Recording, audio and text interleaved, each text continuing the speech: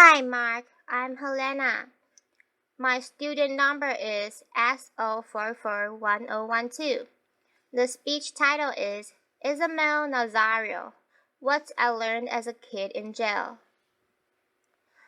We need to change the culture in our jails and prisons, especially for young inmates.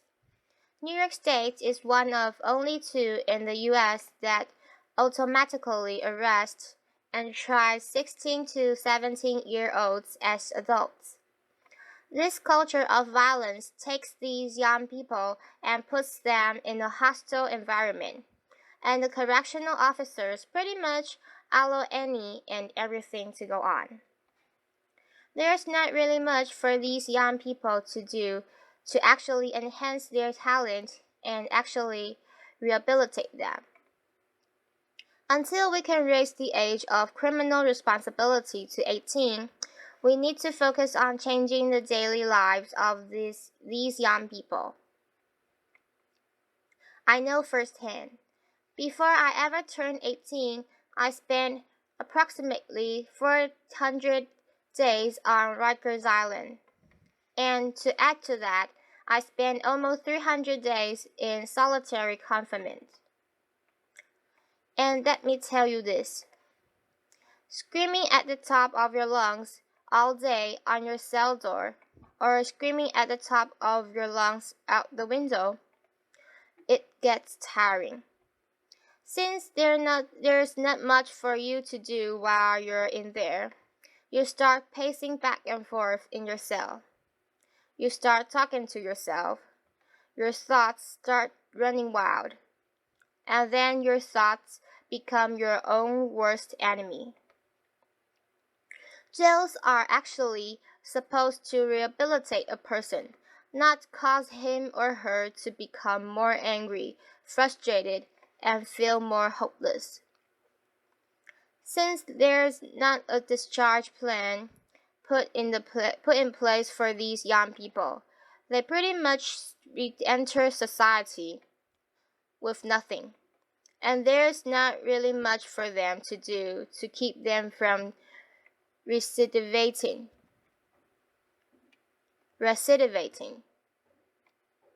But it all starts with the COs. It's very easy for some people to look at these correctional officers as the good guys and the inmates as the bad guys, or vice versa for some. But it's a little more than that. See, these COs are no more everyday people. They come from the same neighborhoods as the population they serve. They're just normal people. They're not robots, and there's nothing special about them. They do pretty much things anybody else in the society does.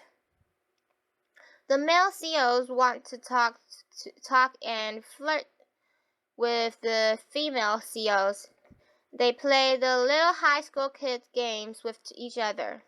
They politic with one another, and the female COs gossip to each other. So I spent numerous amounts of times with numerous amounts of COs, and let me tell you about this one in particular named Morrow. One day he pulled me in between the A and B doors, which separates the north and south sides of our housing unit. He pulled me there because I had a physical altercation with another young man in my housing unit. And he felt, since there was a female officer working on the floor, that I violated his shift. So he punched me in my chest. He kind of knocked the wind out of me. I wasn't impulsive. I didn't react right away, because I know this is their house. I have no wins. All he has to do is pull his pin in, back up will come immediately. So I just gave him a look in his eyes, and I guess he saw the anger and frustration was burning, and he said to me, your eyes are going to get you in a lot of trouble because you're looking like you want to fight. So he commenced to taking off his utility belt. He took off his shirt and his badge, and he said, "We could fight." So I asked him, "You gonna hold it down?" Now, that's a term that's commonly used on Rikers Island, meaning that you're not going to say anything to anybody and you're not going to report it. He said, "Yeah, I'm gonna hold it down." "You gonna hold it down?" I didn't even respond. I just punched him right in his face, and we began fighting right then and there. Towards the end of the fight, he slammed me against the wall. So while we are tussled up, he said to me, "You good?" As if he got the best of me. But in my mind, I know I got the best of him. So I replied, very cocky, "Oh, I'm good. You're good?" He said, "Yeah, I'm good. I'm good." We let go. He shook my hand and gave me my respect, gave me a cigarette, and sent me on my way. Believe it or not, you come across some CEOs on Rikers Island that'll fight you one-on-one. They feel that they understand how it is and they feel that I'm going to meet you where you're at. Since this is how you commonly handle your disputes, we can handle it in that manner. I walk away from it like a man. You walk away from it like a man. And that's it. So CEOs feel that they're gelling with you. This is why they have that mentality and that attitude, and they go by that concept. In some instances, we are in it together with the CEOs. However, institutions need to give these correctional officers proper trainings on how to properly deal with the adolescent population. And they also need to give them proper trainings on how to deal with the mental health population as well. These CEOs play a big factor in these young people's lives for X amount of time until this disposition is reached on their case. So why not try to mentor these young people while they're there? Why not try to give them some type of insight to make a change? So once they re-enter back into society, they are going to do something positive. A second big thing to help your teens in jails is better programming. When I was on Rikers Island, the huge thing was solitary confinement. Solitary confinement was originally designed to break a person mentally, physically, and emotionally. That's what it was designed for. The U.S. Attorney General recently released a report stating that they are going to ban solitary confinement in New York State for teens. One thing that kept me sane while I was in solitary confinement was reading. I tried to educate myself as much as possible. I read anything and everything I could get my hands on. And aside from that, I wrote music and short stories. Some programs that I feel would benefit our young people are art therapies programs for kids that like to draw and have that talent. And what about young individuals that are musically inclined? How about a musician program for them that actually teaches them how to write and make music? Just a thought.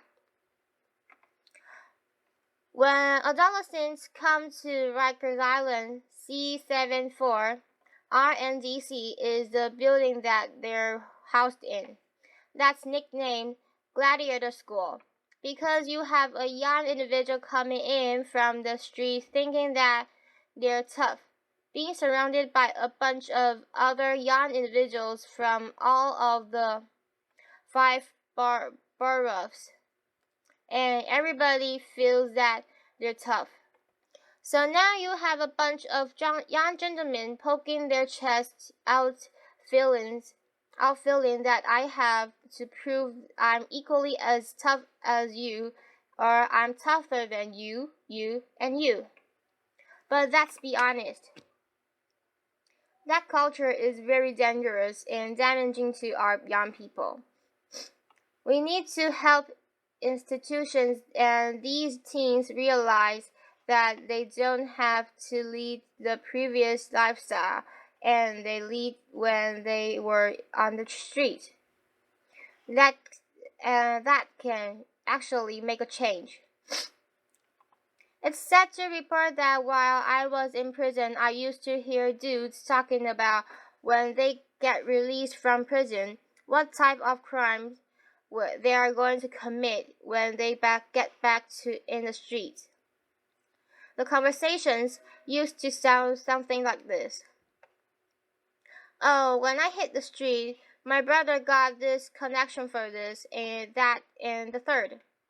Or, my man over here got this connection for the low price. Let's exchange information. And when we hit the town, we're going to do it real big. I used to hear these conversations and think to myself, wow, these dudes are really talking about going back in the street and committing future crimes. So I came up with a name of that. I called it a go back to jail quick scam because really, how long is that going to last? You get a retirement plan with that? Nice little pension? 401k? 401b?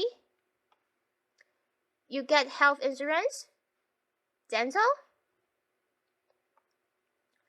But I will tell you this. Being in jail and being in prison, I came across some of the most intelligent, brilliant, and talented people that I would ever met. I've seen individuals take a potato chip bag and turn it into the most beautiful picture frame. I've seen individuals take the state soap that's provided for free and turn them into the most beautiful sculptures that would make Michelangelo look like a kindergarten made it. At the age of 21, I was in a maximum security prison called Elmira Correctional Facility. I just came out of the weight shack from working out, and I saw an older gentleman that I knew standing in the middle of the yard just looking up at the sky. Mind you, this older gentleman was serving a 33 and a third to life sentence in which he already had served 20 years of that sentence. So I walked up to him and said, "Oh gee, what's going on, man? You good?" He looked at me and he said, "Yeah, I'm good, young blood." I'm like, "So what are you looking up at the sky for, man? What's so fascinating up there?" He said, "You look up and you tell me what you see." "Clouds?" He said, "All right, what else do you see?" At that time, it was a plane passing by. I said, "All right, I see an airplane." He said, "Exactly. And what's on the plane? What's on that plane?" "People." "Exactly. Now, where's that plane and those people going?" "I don't know. You know? Please let me know if you do. Then let me get some lottery numbers." He said, You're missing the big picture, young blood. That plane with those people is going somewhere while we're stuck here. We're here stuck. The big picture is this. That plane with those people going somewhere, that's life passing us by while we behind these walls stuck. Ever since that day, that sparkled something in my mind and made me know I had to make a change. Growing up, I was always a good smart kid. Some people would say I was a little too smart for my own good. I had dreams of becoming an architect or an archaeologist. Currently, I'm working at the Fortune Society, which is a reentry program, and I work with people as a case manager that are at high risk for recidivism. So I connect them with the services that they need once they're released from jail and prison so they can make a positive transition back into society. If I was to see my 15-year-old self today, I would sit down and talk to him and try to educate him, and I would let him know, listen, this is me, I'm you. This is us, we are one. Everything that you're about to do, I know what you're gonna do before you do it because I already did it, and I would encourage him not to hang out with X, Y, and Z people. I will tell him not to be in such and such place. I will tell him, keep your behind in school, man, because that's where you need to be. Because that's what's going to get you somewhere in life. This is the message that we could be sharing with our young men and young women. We shouldn't be treating them as adults and putting them in cultures of violence that are nearly impossible for them to escape.